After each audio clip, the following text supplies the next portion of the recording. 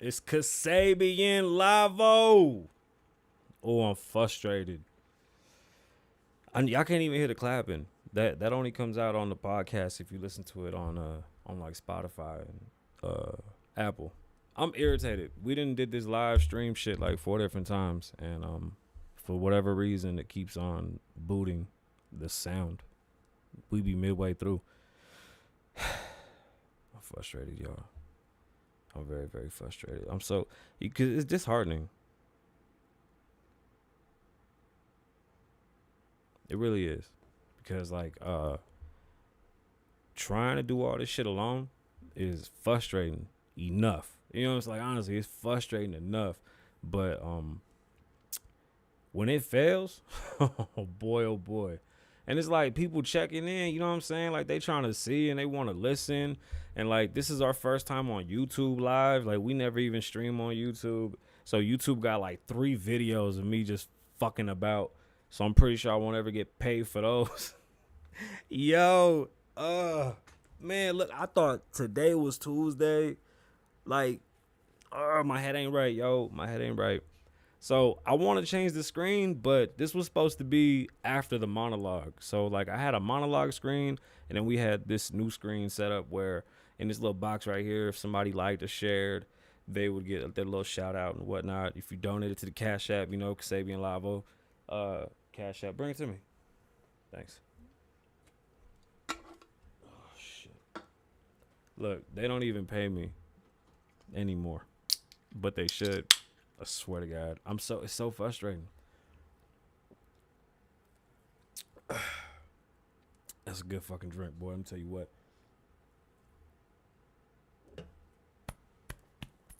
The bubbles, Luke. So check it out. I'm irritated. I'm gonna keep it a buck. Shout out to all the podcast listeners, everybody on Apple, Spotify, Tidal. Africa's been booming. I've been looking into my heritage. Shout out to everybody in Ghana. Fucking love Africa. So awesome. Shout out to cookies too. You know, my elevation came from cookies today. And most importantly, today's podcast is brought to you by Popple. Go to popple.co. What's Popple? I'll tell you what Popple is. Popple is this dope little RFU thing, right? And you tap it with your phone or with someone else's phone. Oh, there go the bubbles. And it's a digital business card. So in a post-pandemic, post-COVID world where we can't shake hands and hand out business cards because, you know, the germs and whatnot, this is the best way to do it. They scan it. They get your Instagram, email, phone number, website, Facebook, Twitter, YouTube, like every single, if you're a business professional like myself, every single thing that you have online right to their phone. So again, Popple. Head over to popple.co and get a few. They're not that expensive, and I'm gonna save you some money. When you get to checkout, use Kasabian Lavoe at checkout. I know it's long, but it's pause, but it's okay. It's gonna get you 20% off. So all that typing, it's gonna count for something. What else? Head over to klavo.com. Check out designed and ready and mocked up. For sure, we got the hoodies coming. Once those hoodies come in, it's they nice. They nice. We got some dope ones and new music. We was talking about the new music thing, but for sure the merch that's coming is gonna be pretty dope, especially because of this whole, you know, COVID shit and everybody in the house. Let's do something that's fun. Let's start like a hoodie club. So that's gonna be the goal, is have a little hoodie club. Have you ever heard of Zeus TV, a Zeus app? Yo, so I've been studying TV because I want to do some type of a sitcom that is more more Puerto Rican. Like, I ain't gonna lie, like there's no Puerto Rican TV, no English Puerto Rican TV, which is fucking weird to me because there's so many of us, and you know, there's plenty of famous Puerto Ricans, but they never come together and created like a really good sitcom that people could stand behind. Like, I grew up on black TV. You know, there was, you had Full House and shit like this, but like, no, I grew up on black TV. Like, that was the only things I could relate with when I was a kid. So I've been watching a lot of TV and a lot of new networks and just trying to see what their formula is for creating content and, you know, what the goal is. And Zeus was dope. They have basically all the old like Love and Hip Hop cast members and just old reality TV people that have real problems with each other, and like they're putting them face to face, and that shit is fucking hilarious. I love it. I saw Hazel E and one of Fetty. Yo, hold on, real fast. Pause. Is Fetty Wap extremely handsome and I don't know? Can somebody answer me that? Like seriously, I don't understand. How is that? Is it just the money? Like I bet, but is he like really handsome and I don't know? Because I would love to know if that's like a thing. But anyway, the conversation went left fast. Shorty was like, "Oh, I didn't know you were still pregnant." She was like, "Bitch, I had my baby 4 months ago." And then she said, "Oh, word, shut the fuck up." Whap! Threw a fucking bottle at her or a cup of whatever. Fucking hilarious. That shit made my day. It's funny because they really do have problems with each other. And although, well, shit, I'm not sure if the idea was just get them together to have fights, but it fucking worked on me. Shit. I would really like to see like shows dedicated to like everything though. I don't want to see just those little clips. The clips worked though. They worked on me. We're trying to see if this whole live thing. So like everybody that's listening on the podcast, I'm all diffused. Like I literally just went flop. It's frustrating. It's very frustrating. Oh shit, my bad.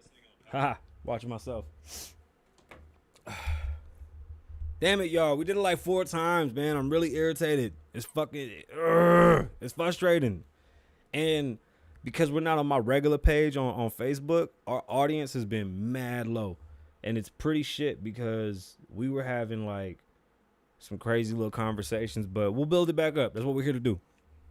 So let's talk about it. Ice Cube has a contract for Black America with... I guess our government. I went to the website. I could not find anything. It wouldn't load.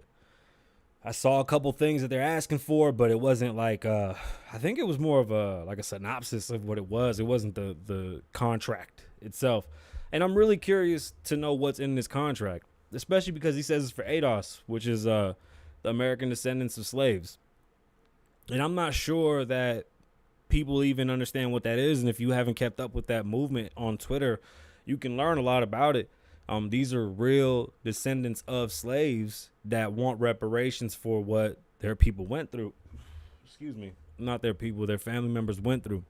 I'm from Puerto Rico. I'm Puerto Rican. The slave trade was very heavy in the Caribbean, extremely. That's why we have African blood. I would like to know if I'm a descendant of slaves. Our entire island was covered. My grandfather was a dark-skinned Puerto Rican. He was black, dark-skinned. He was black. My father was black. I came out pale as shit. I'm like olive color. I'm light-skinned. So some people might not even know, that frustration. My mother is the whitest of white Puerto Ricans, and my father was a black Puerto Rican, and you got me. Blue eyes, blonde hair. One of my daughters came out blonde hair with light eyes, and my other and I say that I want to learn and find out if my family is, because I think it's important to know our background, especially after the passing of my grandmother, that I realized that I don't really have a family tree. The family tree that I thought I had probably ain't what it is. And when you hear people say that they want to fight for minorities and they want to put together contracts and they want to make change, well, it's interesting, and it makes you ask, well, what are the changes that you're asking for? And I only say this because, respectfully, if you look at most of the laws that are on the books, people are crying about shit that we already have laws for. Like, you understand that most of the stuff that you're going to ask for, you're going to see in this contract is probably already there. And just because people don't take advantage of it or don't know how to apply and use it, it goes, unutilized, which is that's I think probably one of the biggest issues that we have when it comes to politics and policies. We're asking for things that probably aren't there because that's more of an equal outcome situation and not necessarily equal opportunity. Equal opportunity is that we can all wake up tomorrow and start a business. Depending on how much capital you have and things of that nature, that may take you a little longer to get together and do it. But you can start a business tomorrow and be your own person. Like, honestly, that's nothing that does not stop you. I think public schools do a decent job. They don't do a great job. I think we need to adapt and learn how to reteach. We don't teach enough things. Okay, we teach too many things that are useless in a time that it's just non-existent. There's certain fundamentals I think kids and people in general should always have. Like, we should definitely keep cursive and handwriting in school. You should always be able to write. Like, the fact that that's not even a fucking thing blows me away. Like, my kids are like, oh yeah, we don't do cursive. What? You better. Like, okay, so now that's my job to teach them, which is another point of mine. I think we should do more teaching at home, and we should focus on our kids at home, because we wouldn't be dealing with so much political dumb shit and so many feelings-based damn, I'm drawing a blank. You see, this fucking happens when they throw me off. I'm more mad because it's our first time on YouTube, and I'm sure that we won't get no crazy views or nothing, but it's just frustrating that it didn't go out as smooth as I wanted it to. But you know what? Story of my life. Shit goes rough. Like I say in my little trailer, I'm like a third impression type of guy. It's just, you know what I mean? This is the first time. The next time gonna be the second time. And then we might, but matter of fact, okay, tomorrow. We're gonna go live tomorrow. And when we do go live tomorrow, we're gonna do the debate. We'll be live for the debate. We'll do like real time reaction to the shit that we hear on the debate. And I mean, you know what? Let's do a Zoom. Okay. Let's really fuck with it. Let's go live and have Zoom chats. I'll bring people on to talk, and we'll discuss what's going on in the debate, and we'll record it, and we'll have a good time. So tomorrow, it's a date. Jump on. We'll go live. I'll turn on the Zoom, and we'll have a whole Zoom cast, and we'll go back and forth and talk about what we heard, and then at the end, let's get together and have a concise discussion about what the fuck is really going on in this debate and in this race. So to conclude on Ice Cube, I would love to see what this contract is, and I hope that he realizes that the opposite of Trump isn't always right. You can hate him all you want, but he's there. So the fact that you won't work with him because you think he's a racist is stupid as fuck. He literally is giving $500 billion to black people only, right? Which is nuts, because like my family's black too. So like, how do we diversify? Like, how do we break this down the right way so that it helps everyone it should help, right? And it's beyond that. For me, it's more, well, what's the permanent effect of this money? Is it a temporary thing that you're just going to monetize, give that dollar amount out and say, here you go? Or is it going to go into building vocational schools and putting people to work? Is it going to go into, building better neighborhoods, safer environments for people to grow up in? Like, what's going to happen? Because I've never been one that says we should change the hood or change how that all started. That's bullshit. You can't change that. That's a starter. That's how you start life. Like, it is what it is. Not everybody wakes up and their first car is a Lamborghini. You know what I'm saying? You need that Honda that don't turn off all the way. Or you need that one car where you got to pull the battery off because the fucking fuel pump keeps going. You know what I'm saying? Like, you need that to build and get to where you go. Unfortunately, the biggest issue in bad neighborhoods, which is very apparent, and obviously nobody else sees it but me, but it takes people from there to really understand it, is work and opportunity. There's a lot of dreariness. There's a lot of people that look down upon people that are trying to, do right. But if the opportunity was there, I think you would really take out a fucking at least 80% of the people out of that slump of, we're not going to go nowhere. We're going to stay here and just circle and circle back. It's not impossible. And I'm tired of saying I really want to stop saying but it's not gonna happen because I'm telling you, I'm so off. So Cube has a great idea. I'm not mad at it, and I'm glad he spoke to everybody. If you've been listening to me, my biggest issue with this whole debate and all this policy shit is that Biden basically says after he wins, he can fix shit. So why won't you fix it now? Like, I don't get it. There's nothing stopping anybody from fixing it. Like, if you have a better idea of how to fix Corona and all that shit, we would like to see it. You don't have to be president to save people. You know, when people say, oh, these giant corporations and all these people aren't paying their fair taxes and shit like this, you know, that's coming from other millionaires and billionaires that are just bitching about nothing. But there's no law that says you can't pay more in tax. There's a minimum, not a maximum. You can pay as much as you want. So instead of people complaining and bitching, we need to have more solutions. And once again, the opposite of Trump isn't right. Like, you just can't say, oh, if he says left, it's right. No, we have to really pay attention to what we're, what we're arguing about. Because if we're not going to get anywhere, if the greater goal isn't for everybody, then what the fuck are we talking about? Like, I saw this post, it's a meme, and it showed a Air Jordan, and it was like, oh, the materials cost like $1, labor cost 10 cents, total for the whole shoe and blah, blah, blah was like $7, and the profit margin is through the roof, right? Well, yes and no. You see, you can't post something like that and say, oh, Nike's just robbing people because they make shit for so cheap. That's not the case. You know, you're talking about a well-established company that runs very fucking lean, and that's how they keep making their money. Like, you can't be mad at them for what they've built. You know, Nike wasn't making 5 million shoes a day, you know, or what. I don't know how many shoes they make a day, but I guarantee they're making hundreds, if not thousands of pairs of shoes a day. You know, worldwide distribution. They're buying things in weight. They don't buy, you know, they're not buying like, oh, a couple yards of leather. No, they're buying like a fucking, you know, cubic tons of this shit. It's huge amounts. So don't compare. You can't say, oh, they make one shoe for X. No. Show their real numbers. They're making 5 million shoes a day at this cost. They have marketing at this cost. They have distribution at this cost. They have the store they have to pay rent for at this cost. They have employees they have to pay. There's insurance they have to pay. Different state taxes, different country taxes, different tariffs that they have to pay if they're going international. Like I said, with marketing, let's really talk about Nike's marketing. They probably spend a couple $1 billion a year in marketing. Like, you can't just say, oh, they're making so much money off of one shoe. No, they're making a decent return on a huge investment. That's the difference. It's not one shoe. It's the entire operation. Stop breaking the shit down because it was so much more work to get to where they are today. You minimize and then you demonize hard work. Because if you worked hard at something, nobody would want to take that from you.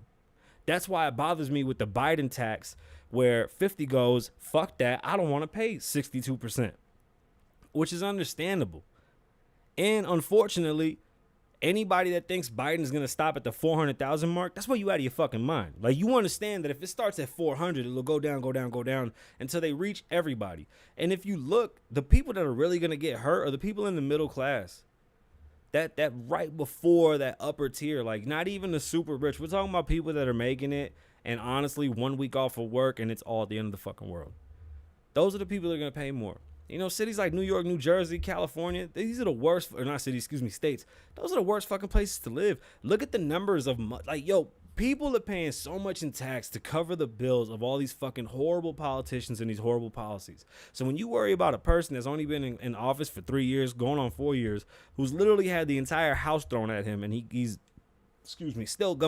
coming for you every day. Like, he's coming at you every day, getting shit done. You got to give the dude props. You got to give him props. Like, he really is pushing through some stupid shit that,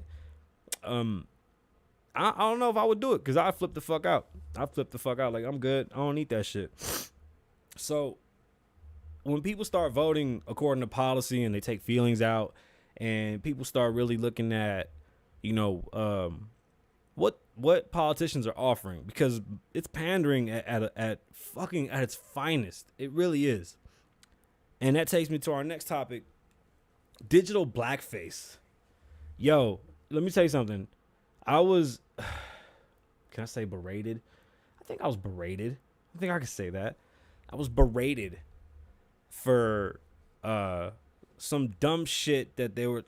Okay, let me tell you the whole backstory. Some guy found 30 Twitter accounts, 30, one more than 29. 30 fake accounts that were using black people. And they were saying that they're voting for Trump. They were black Republicans. They called that digital blackface. I call it catfishing. To me, it's catfishing. And honestly, it just sounds like good marketing. Uh, Everybody knows that the best way to market to anybody in this world is you have to give them something that looks like them. You're not gonna be on BET trying to sell a fucking anything with like a group of white people having this great fucking time. It just doesn't make any sense, and vice versa. Like it just doesn't make any sense. I mean, you couldn't run a fucking. I mean, it's just anything. Like when you go to the store, they target you in certain ways. It is what it is. That's what marketing is. They're gonna put somebody in front of you that looks like you. They wanna give a feeling that you can relate to immediately. And what better way than putting somebody that looks like you, talks like you, and moves like you? So when you see some marketing company using fake accounts to do some type of marketing, that's nothing new. We have that shit all day with women on Instagram and Twitter, and nobody says anything. But this guy discovers 30 whole accounts, and all of a sudden it's digital blackfacing. Why is it always race? Why? And when did black become a race? Because that's just skin color. And if it's digital blackfacing, and the fucking, here's the real crazy thing, right? The way they fucking described it was they had a picture of Trump in gray. It was in black and white. And I said, oh shit, are they saying that a black and white picture is now blackface? No, they're saying that these fake accounts that are saying that they're voting for Trump are blackface, are digital blackface, and it's being used to manipulate people. What is marketing? I just want to know what marketing is. I really do. Because if that's the case, then every single thing that has a person in it is digital, whatever facing. You're not fucking making any sense. You're not making any sense. That shit was crazy. And then to see the amount of people that came at me, to see the amount of basically just white people yelling at me, telling me that I'm a racist because I said you people. Because I said you people make everything about race. And I didn't mean you people. I don't know what the fuck I meant. I just said you people make everything about race. You people as in whoever the fuck was supporting that weirdo statement, digital blackfacing. Like, I've never heard no shit like that. That shit's nuts. I wish we didn't have 4 fuck ups to start this show today. But here we are. We kind of sort of did it. We tried. I apologize, YouTube. Thank y'all for hanging in there if you did. This is our first one. We got a shit ton more to go. We do this every week. And hopefully I can keep my days right. Podcast listeners, thank y'all. Everybody that's listening over at Apple, Spotify, Tidal, wherever you listen, I appreciate you. Thank you for everything. Y'all know that without you, I ain't shit. Shout out to Popple.co. Make sure you use Kasabian Lavoe at checkout. Save you some money, man. Do something different. Step into the new world. Business cards are dead, man. Let's go green. I don't get no greener than this. Come on now. Head over to Popple.co. Use Kasabian Lavoe at checkout. You thinking about starting a podcast? Don't. Nah, go for it. Let's hear what you got. Tomorrow we for sure are gonna go live and we'll have some fun with the debate. And we'll figure out what the fuck is going on. If there's like an update or something that I didn't get. I'm gonna have to have all my nerd buddies check it out. I appreciate you guys. You already know. Don't live in the past, live in the moment. My name is Kasabian Lavoe. Wow.